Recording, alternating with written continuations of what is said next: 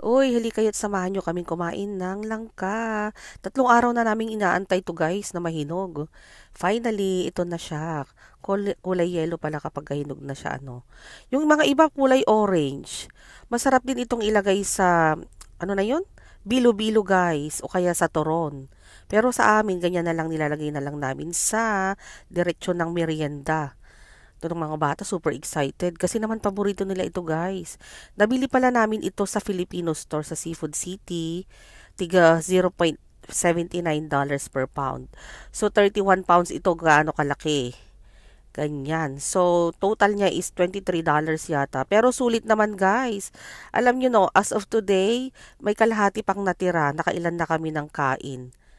Sabi ko nga sa Pilipinas ito dati guys, kinukuha lang namin sa bakuran eh. Meron kasi kaming tanim dati na langka. Tapos tinitingnan mo kapag mabango na, yun hinog na siya. Hinati lang namin to sa dalawa guys. Yan, tingnan natin kung super hinog na nga. Ayan guys, kulay yellow na. Sabi ko isave yung mga buto-buto kasi yan guys, pwede pa yung ilaga, merienda ulit.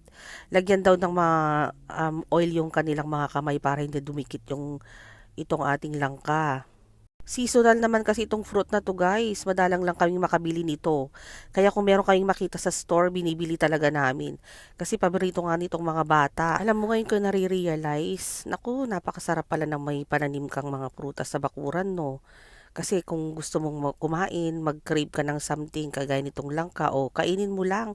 Yun lamang guys, bye! Have a nice day! At huwag nyo rin kalimutang mag-follow sa ating page guys ha, bye!